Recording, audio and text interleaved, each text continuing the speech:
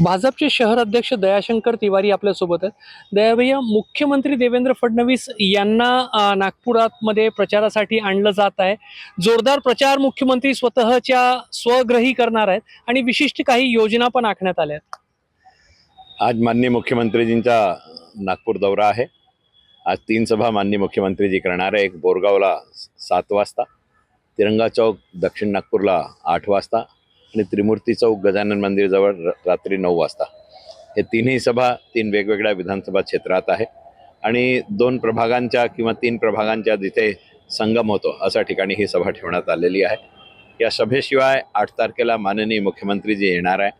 8 तारखेला hotel centre पॉईंटमध्ये तर्री poha with Devabhau असा एक कार्यक्रम आम्ही आखलेला आहे. त्याच्या शहराचे सर्व प्रोफेशनल्स प्रतिष्ठित यांना एकत्रित बोलवलेलं आहे. हाय टी म्हणून ते तिथे माननीय देवाभाऊसोबत राहतील.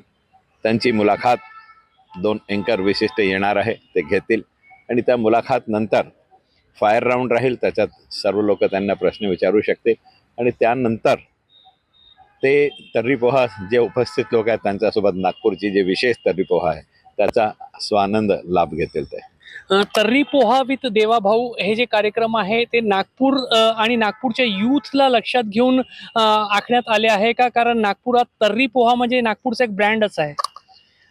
तर्री पोहा आणि नागपूर हे दोन्ही पॅरलल शब्द आहे असं म्हणायला काही हरकत नाही.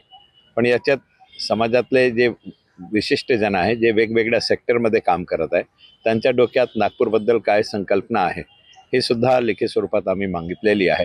त्यांच्या माध्यमातून ती सुद्धा सूचना आमच्याकडे येईल. कारण 10 तारखेला आम्ही आमचा जाहीरनामा प्रकाशित करणार आहोत. तर त्या दृष्टीने सगळ्यांसोबत चर्चा करून आम्ही हे केला. हा जो आम्ही सुरुवात केलेली आहे की आम्ही QR कोडच्या माध्यमातून लोकांसोबत भेटत आहोत, आम्ही वैयक्तिक पत्र पाठवून असोसिएशनच्या माध्यमातून लोकांचे मत घेत आहोत. जवळपास 1.5 ते 2 लाखपर्यंत पोहोचून लोकांपर्यंत पोहोचून त्यांची सूचना एकत्र करून जाहीरनामा तयार करायचा. बहुधा काय होते की आम्ही जे सिटी डेव्हलपर असतात, सिटी प्लॅनर असतात, त्यांच्या अनुषंगाने शहरच्या डेव्हलपमेंटचा प्लॅन आखतो आणि त्याप्रमाणे काम करतो.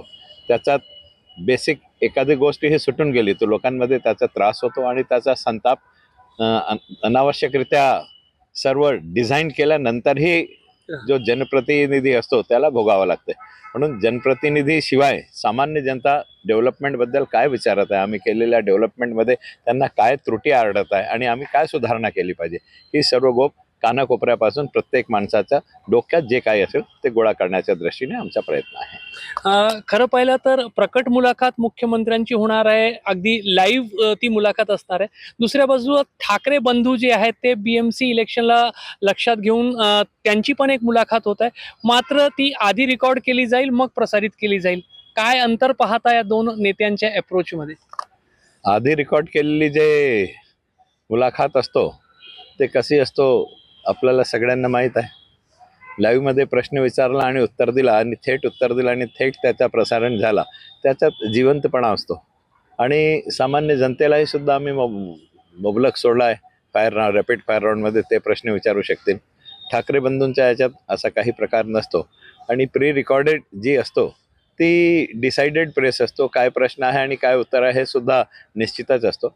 आणि देवाभाऊ आणि ठाकरे बंधू दोघांची तुलना करणं म्हणजे मला काही योग्य वाटत नाही.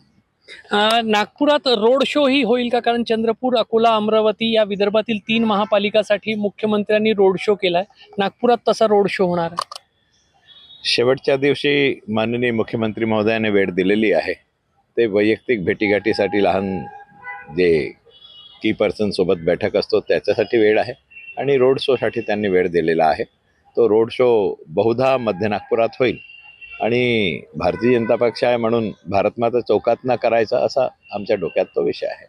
तर मुख्यमंत्र्यांची होम पिच नागपूर आहे आणि मुख्यमंत्री राज्यभरात प्रचाराचा झंझावात करताना नागपूरमध्येही त्यांच्याकडून जोरदार प्रचार केला जाणार आहे आणि अनेक पातळ्यांवर प्रकट मुलाखत आहे, तर्री पोहा विथ देवाभाऊ अशी एक संकल्पना आहे आणि सोबतच रोड शो आणि प्रचार सभाही होणार आहे. कॅमेरामॅन अतुल हिरडेसह रजत वशिष्ठ, ABP माझा, नागपूर. ABP माझा, उघडा डोळे बघा नीट.